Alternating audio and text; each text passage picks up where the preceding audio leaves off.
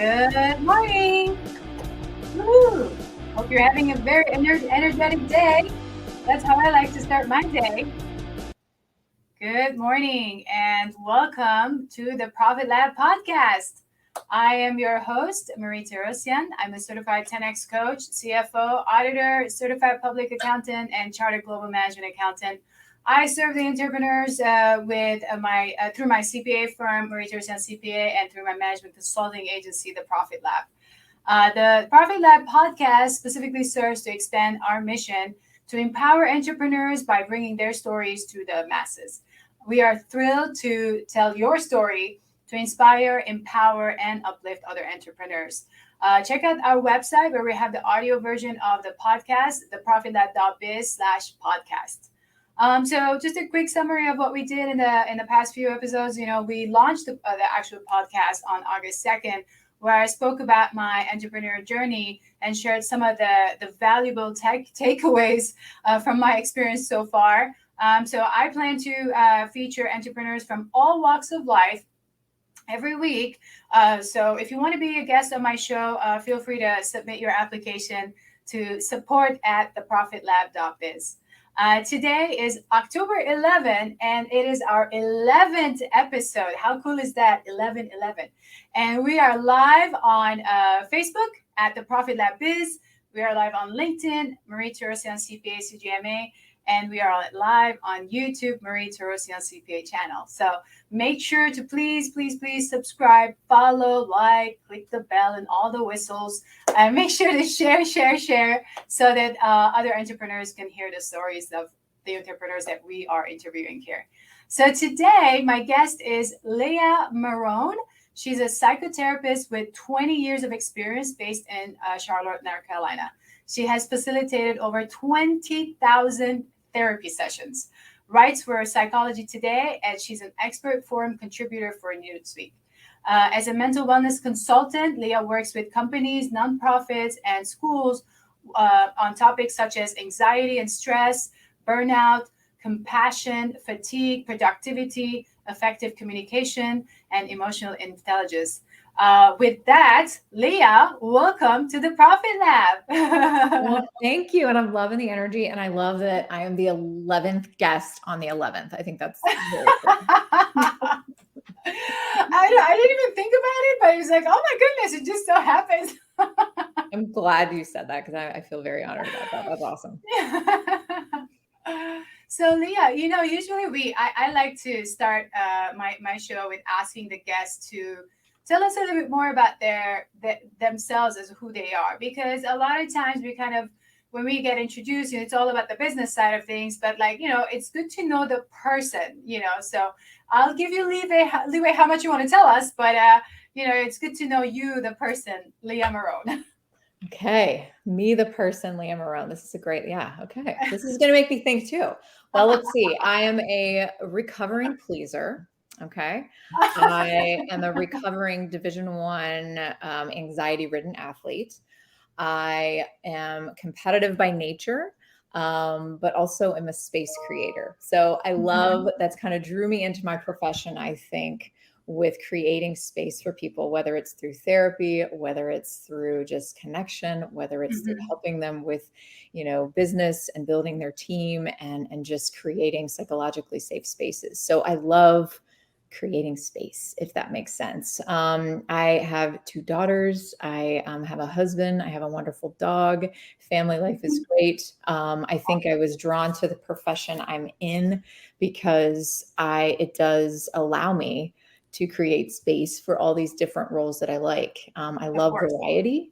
And so my profession allows that, as well as gives me that flexibility to just honor different parts of who I am. So that was probably a pretty abstract answer, but you feel free to structure me a little further.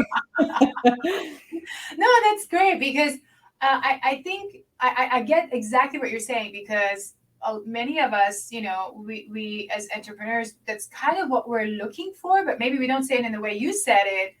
Because for me, it was similar, right? I started an entrepreneurial journey because I wanted to be with my family. I wanted to be a good mom, have time for my family from that end, be great at what I'm doing, be happy with what I'm doing, you said it, it just brings you to the person that you are, like, what you're doing. So no, I love that. It wasn't too abstract, don't worry. Yeah. But I mean, the foundation of what I do and who I am professionally is, I'm a clinician. I'm a psychotherapist. I've worked in private practice for many years. And prior to that, I worked internationally. I worked in grief and loss centers. I worked with refugees. I've worked in Wow. schools. I've worked with juvenile justice. So I've worked in hospitals and ERs. And so I love the variety and the experience that I've been able to acquire. Mhm. And I think just for me, I grew up being an athlete. And so team was a big thing for me. And I attribute a lot of my learning, my hardships, my growing pains, my anxieties to being an athlete in a lot of ways. But it was the best training I could have ever had. And so I'm incredibly passionate about working with athletes. But I think one of the biggest things about being a clinician, especially in private practice, is it's quite isolating. I don't have my team. I don't have colleagues. I don't typically have that unity and that challenge from just my peers. I do from my clients, of course, but that's a different Yes. relationship. And so I think that really moved me into being more of an entrepreneur and kind of the second Yes. half of my profession, which is more of the consulting and working with companies and startups and businesses on just anything around mental health. It's interesting. I was talking with a CEO a few weeks ago, and he said, "So this mental health thing, like this isn't going away, right?" And I was like, No no, way. it's actually been here, and it's not going away. So it's this, it's not only leading workshops and training sessions on, you know boundary setting, on compassion fatigue, on stress management, on all these things that have to do with wellness in the workplace. But it's also helping startups, like, how do we want to onboard people? How do we want to create this Mm. culture that really nurtures and fuels the wellness of our employees, and really understanding and reiterating that that's an individual journey and responsibility, but our environments and who we're around and who we're led by really, really, truly matters. And so I'm really on a mission with that. That is great. I mean, while you're saying that, I'm thinking like where I was working before. I'm like, that would have been really helpful to a lot of our staff. I think I tried to implement some strategies and some fun time, something to kind of build a culture. Obviously, it wasn't my thing. I'm technically the CFO. It's not supposed to be my thing. I'm supposed to be hiring someone to do it, but we were a nonprofit. You mentioned, you work with nonprofits too, and a lot of times, they're short on, budget, right? So it ends up being on the CFO or the COO to kind of figure things out. And I remember trying to figure out ways to kind of, okay, let's do a Friday, 1 hour where we can all hang out, do some fun stuff together to kind of cool off, de-stress and that kind of stuff, especially after having, let's say, a major event and everybody's like so burnt out, and not everybody can take off. So, take vacation. So I'm like, while you're saying that, I'm thinking, oh my God, that would be so awesome. So yeah, that's great. That's great work that you're doing. So what type of?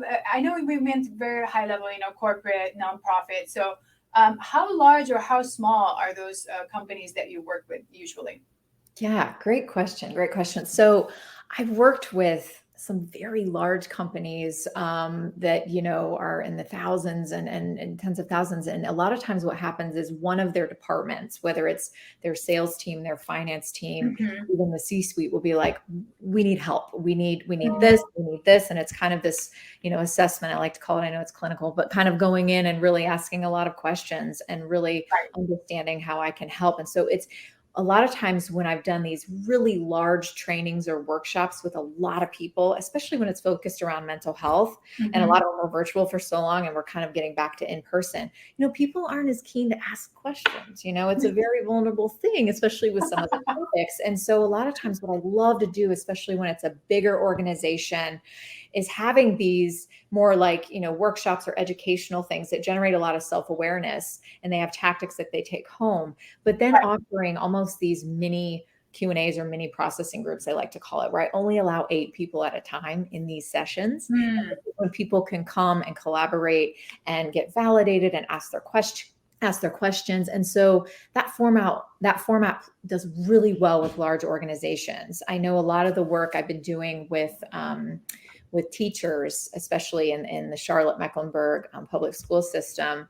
I do a 3-part training series, and those are smaller groups. And so you can kind of do a lot of that within those small things and small environments, and the more intimacy is kind of a given. But I love working with large companies. The leadership has to be on board in any situation. So a lot of times, especially HR professionals hit the brunt of a lot of things, especially during the pandemic. And so I was working a lot with their teams, but it was also like I found earlier on, like a lot of these are just Band-Aids because the leadership is not in alignment. And so really getting in with the leaders to understand where they're at and the barriers. And a lot of them, unfortunately, are out of touch with a lot of what their employees are going through. It's a very common thing, especially with large organizations. So I love to answer your question. I love working with all different sizes, but there's definitely a different format that I use. And I think, the goals are the same, but my whole aim is to generate self-awareness, to generate change, and to give them the tools to be able to sustain that. It's not like here, let's just come in and let me give you a list of 10 things to do and cope with. We can Google that. It's like, how are we going to be able to come up with that and generate that awareness and that consistency and that sustainability? Yeah, of course. So then with consulting, for example, is that maybe a workshop or something that you do every so often? Because obviously it's great to go to a workshop one time, you get some tools and whatever, but then, and then you kind of forget, say I went to a workshop, and you take some notes, you do some of them, and then you kind of forget, unless you're repeating. So do you do it as a maybe quarterly touch point or that kind of stuff? Absolutely. There's several companies right now that we do have a quarterly format, and there's a few that I have every 2 weeks. I call it like a Q&A coffee hour, and I'm on a Zoom call for 30 minutes. And if anyone wants to show up, great. And it's kind of like a reset. It's kind of like, hey, this is what I'm going through. And of course I offer one-on-ones, but I think it's more so that consistency. You're right. But I love working with leaders on how they can build those skills to carry that momentum. So there's not this reliance on me. And so, of course, I'm there for touch points. I'm there, to kind of help. But I think a lot of it is really, really, really generating and teaching and having that cultural shift so that a client, a company, a team, a leader can be self-reliant, if you will. So, but I do a lot of kind of maintenance work. And that's been great. And I think there's a lot of, especially, I've been on a few boards, and I think that's been a quarterly commitment, but there's times too where they're like, okay, we're seeing this. What can we do? And can you do this on like a macro scale? And then can we scale it back? And can we do that? So it's the beauty of it is that every company, every team has their own set of issues that tend to fall under similar umbrellas.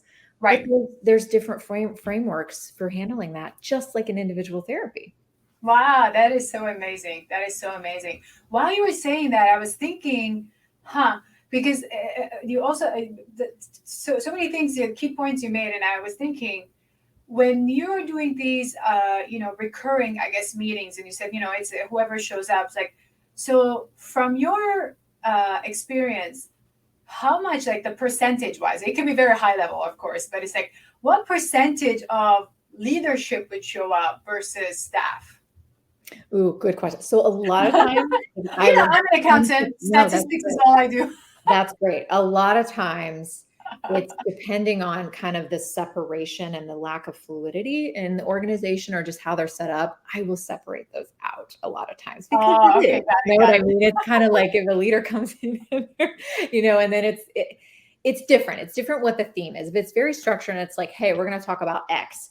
It's great sometimes for the employees to see their leaders coming in and kind of sharing and being vulnerable. But if it's something that it just depends really, Marie, I think on the topic, but a lot of times if it's something pretty specific, I will separate those out just to kind of maintain those boundaries and lines that the company's already established, if that makes sense. Yes, no, it makes sense. Yeah, it depends on the subject matter that you are dealing with. Of course, no, that totally makes sense because, in general terms, this is what I was thinking, and I'm like, if it's in every business, the tone at the top is the most important, right? So whether it's the financial aspect of things, if it's sales, if it's market, it's always the tone on the top, how people are, the leadership is handling everything. So in mental health, I'm thinking the same way, but like, how much is leadership being involved, in the workshops or making sure their staff is being, getting the training and really benefiting from that training as well. So, yeah, right.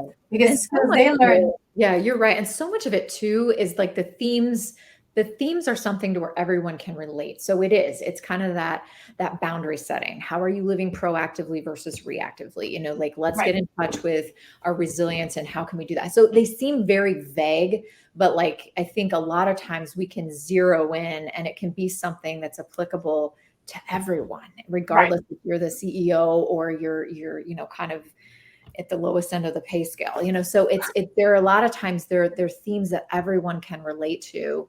And it's like effective communication, right? Like effective communication. Yeah. Mm-hmm. Yeah. So it's very good. And I love to just the variety because everyone can relate to those topics. Of course. I mean, we can all benefit from, better communication, emotional intelligence, understanding and feeling other people and what they're going through and being very sensitive to how to handle, those situations. So absolutely. And then on the individual level, I can see how, an anxiety and stress, because something affecting us on a personal level, it's going to come with us to the job or the business, whether we're the leader or the staff member. Mm-hmm. So yeah, I can see how you would, like looking at that, I can see how you would be separating those things. Mm-hmm. Awesome. So, how do you, and then again, this is from an entrepreneurial, so put your entrepreneurial hat on as a business owner, as your your consulting business. How do you go about, let's say, finding your clients, because a lot of people, when they start their business, they're always having a hard time. And so what is the way that you use usually to kind of go about finding your clients? Yes. So just full disclosure, I am like totally not tech savvy and not a social media person. So even being on LinkedIn for me the past like 5 years was like a huge thing. And making my Tip Tuesday videos was a huge thing. And so that was a big thing of like, Leah, you really need to get with the here and now. And so just getting connected that way and getting out of kind of my bubble and taking that, positive risk was huge. So I think it's that connection. But, again, given what I do and kind of my craving, if you will, for intimacy and creating space, a lot of when I generate or try to generate new clients, it's the slow process. It's the like, let me get to know you. I'm searching for that authenticity, and not that other people aren't, but I'm not on, trying to I'm not a salesperson. I'm not very good at it. So a lot of times it's through word of mouth still. I mean, I would have been done great in the 70s and 80s, to be honest with you. But I think it's a lot of times it's just word of mouth. It's a lot of times through consistent posting. It's a lot of times through trying to make those connections and really trying to communicate that my aim and my purpose is to serve and to educate and to again create that space. And so that's really my objective, and that can come in many forms. I've left myself very open.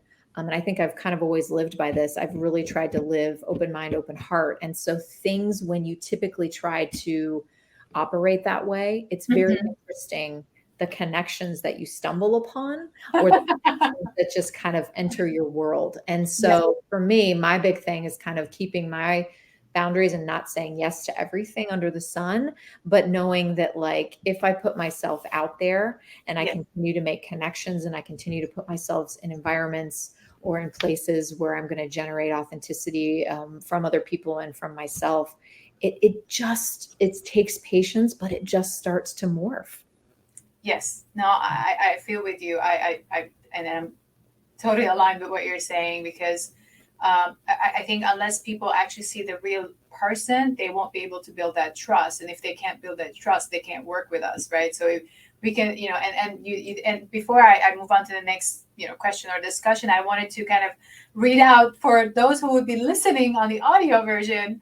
You guys, you can check out Leah's website. It's I don't have to say the www, but Leah, Leah Marone, Marone.com, leahmarone.com. So you guys can check out her website. I also want to put out there her IG. You can follow her on IG at Leah Marone LCSW. Leah Marone at Leah Marone LCSW. I also wanted to point out that you can read her blogs, and that is on Psychology Today. I don't know if I can read all of that, but if you go on Psychology Today, you'll be able to go under contributors and find Leah Marone LCSW, and you'll be able to see all of her blogs there. There's so much resources that she's been writing. So make sure to go out there and then check out her website, follow her on IG, and then check out some of the awesome blogs she's writing. Well, thank you. Yeah. I was already checking some of these stuff because I'm all about mindfulness, being aware of who you are. And because, I had another guest last week where, she helped me through certain leadership training, and I was able to reset myself and be to come out and be the person I am. And that's why when you said, being authentic, that is truly you, like when you try to fit into a box that's not you, it's going to be hard to kind of convince someone to work with you. Mm-hmm. And on the other hand, when you are you, then it's just naturally showing up, and you can make very different connections for sure. So I'm so much I know exactly what you're saying. I'm feeling you. Mm-hmm. It's interesting too, though, because, and I'm totally stereotyping, but I think people that have that kind of entrepreneurial, kind of that entrepreneurial gene, if you will, like we have a certain level or tend to have a higher level of like competitiveness. And that could be with ourselves. That could be also with other people or what have you. And that typically when you have that, you're prone to operating with a sense of urgency. You're prone to like, this isn't good enough. This isn't good. And it's sometimes very hard to regulate that, because when you feel like you are regulating that, you're not giving your all.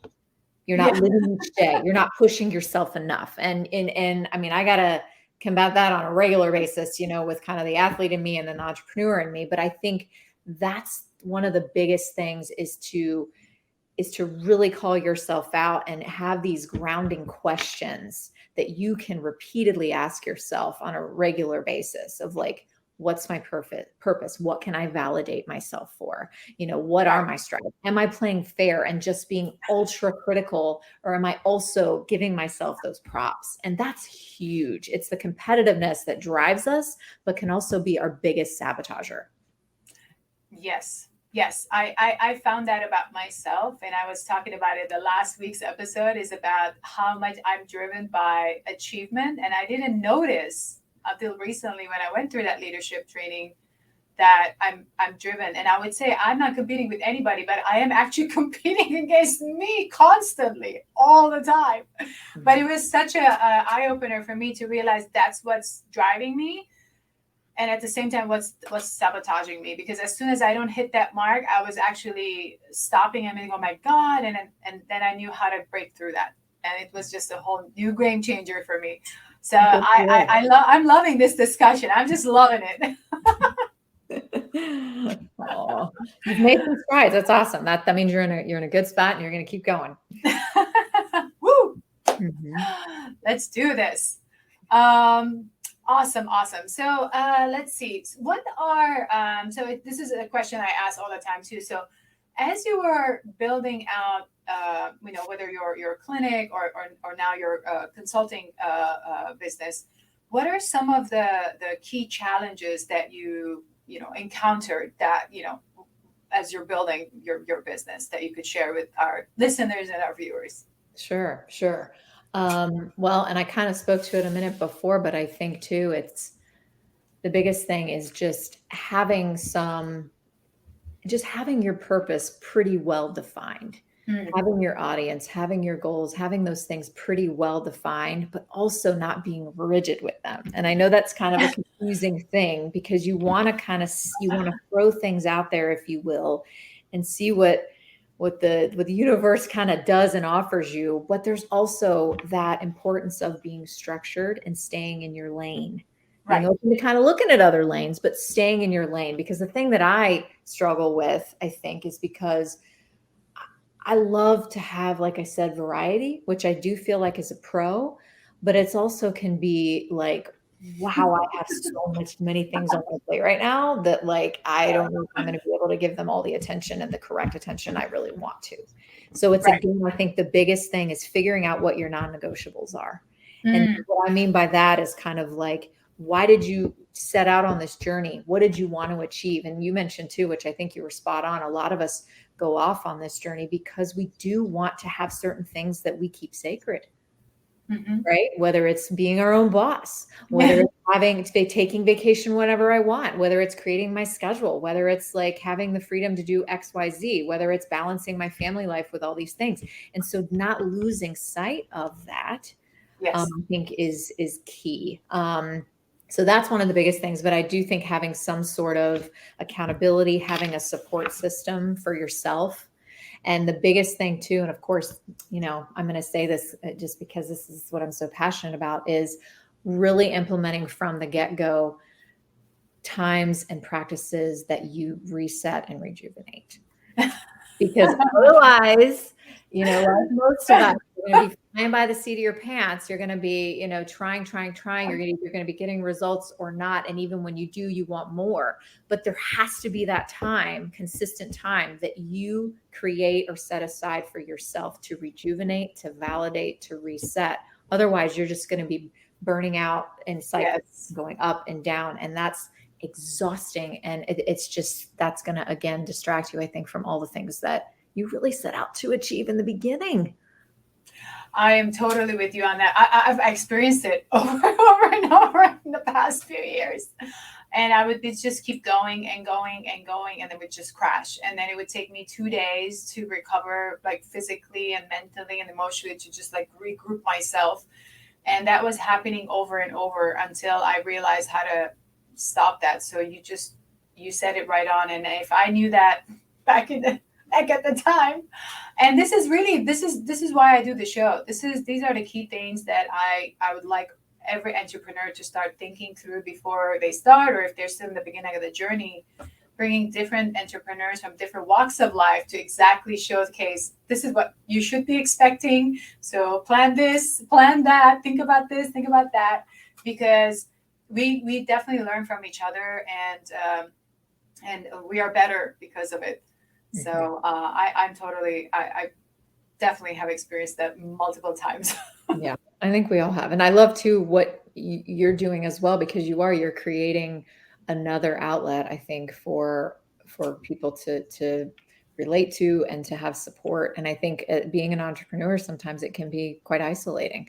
So I think that's very important to kind of get your tribe, right? Get your crew, get your support network. And I think too, like, if you're constantly after the dangling fruit, or kind of creating your own hanging fruit, if you will, like that's just also a methodology that's like going to perpetuate exhaustion.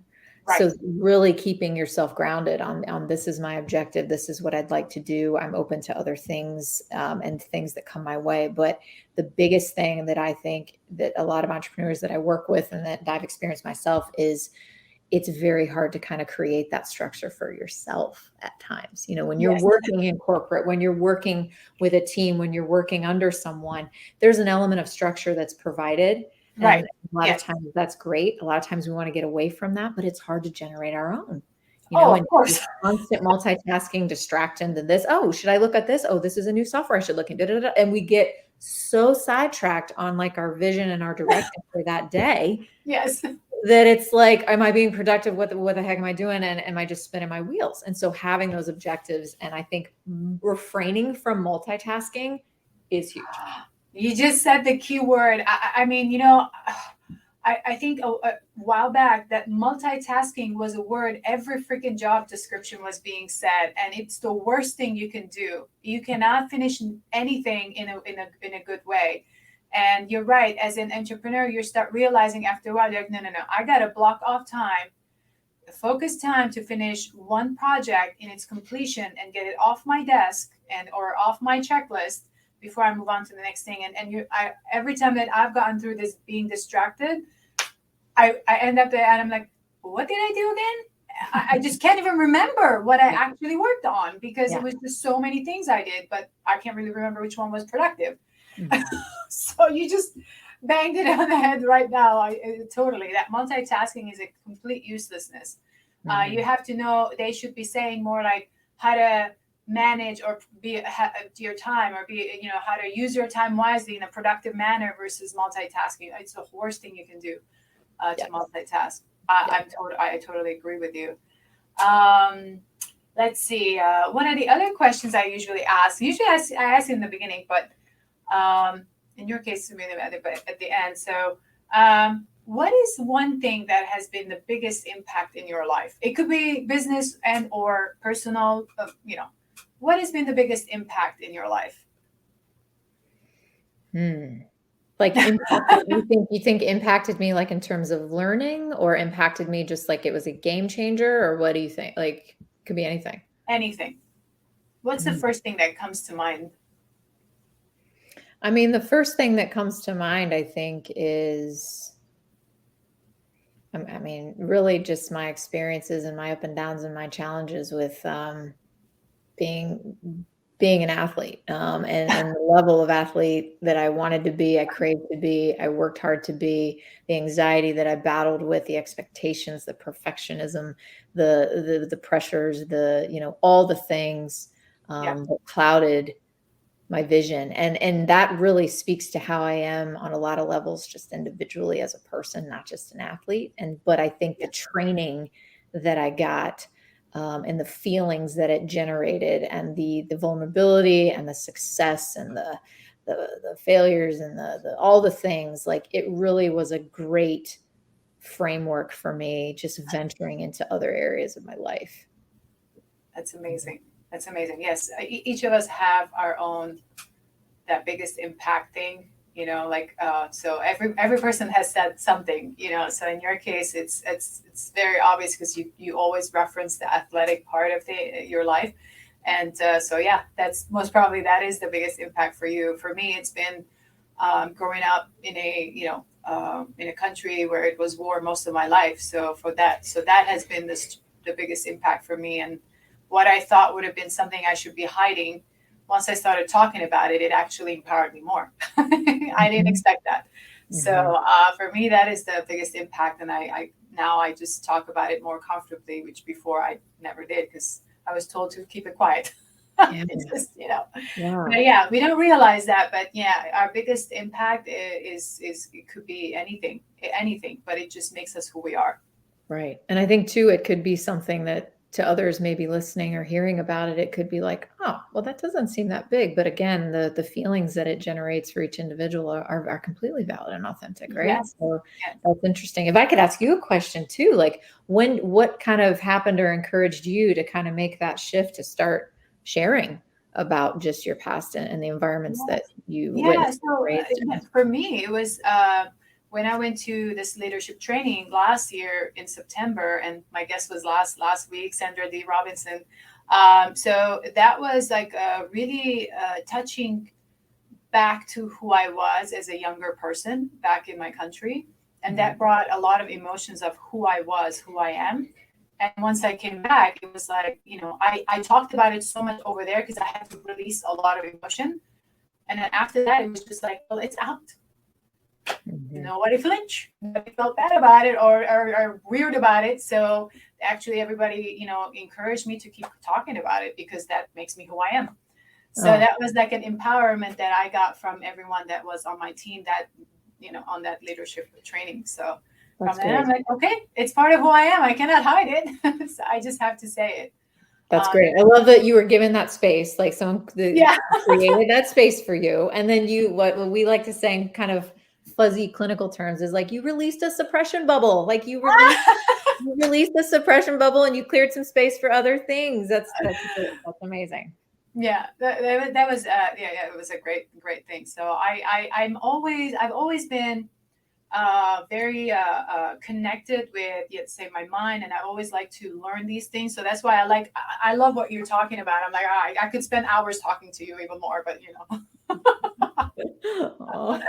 Oh goodness. So all right, as we come closer to the end of the podcast, like usually we leave with some 3 pointers from you to any entrepreneur that's listening or watching us today. 3 pointers you can give them before we hang up that could help them on their journey from your experiences. I think you kind of went around it maybe, but just if you give Yeah. us just the 3 pointers All right, if today. I'm real concise, real blunt, prioritize your sleep. Okay. Yeah. Very important. Very, That's very a big important. one because that right there is a foundation. And, as silly as it sounds, like adults need sleep routines too. Yeah. So if you're not sleeping, think about what you're doing before to prep yourself or not prep yourself, because I think sleep is huge. So that is a big one, and making that part of your rhythm and routine to prevent burnout, to keep yourself clear and focused and on in all the ways you want to be. So that's a big one. Maintaining your Yes. sleep. Just for right there. I think the second one is identify what your non-negotiables are. And that kind of falls in line with what your boundaries are, who you Right. are, what you hope to achieve, learning how to say no. And, just really, I think that's a big thing. The other thing is like fueling the competitor in you, the go-getter in you, while also not giving it overarching power, if that makes sense. So it's kind of keeping that side of you in check, but as you do, know that it's also one of your biggest allies. It just needs to be kept at bay. And that's easier said than done, but I think a lot of you probably know what I'm thinking about. And that will come when you start establishing kind of your non-negotiables, when you start prioritizing your self-care and your rejuvenation, because you got stuff to do and you got to be you got to have a full tank as much as you can, rather than operating and carry around that full balloon and you're going to pop at any moment. Totally true. I agree with you. I agree with you. These are great pointers. Thank you so much for sharing with us these pointers and your story, Leah. We appreciate it. Thank you so much for being here. Any other last minute message you'd like to leave our audience with? Oh my gosh. Well, it's been an honor. Thank you for having me. I really appreciate it. I could talk to you for hours as well. I think just, keep your vision clear and go get it. Like, go get it. And know that there is support out there. Like, you're not doing it alone, even though it can be isolating. You're not doing it alone. So, Absolutely. yeah. Absolutely. Awesome. Great, Leah. Congratulations to you on delivering excellent service to your corporate clients, your nonprofit clients. And to all of our viewers and our listeners, thank you so much for joining us today. Please remember to subscribe, share, like, click the bell button, all these hooplas that you got to do, and share the content. Please. This is great information we want to share with our fellow entrepreneurs so we can empower them as well. So let's empower each other through our experiences. So with that, until the next episode, have a wonderful and blessed rest of your week.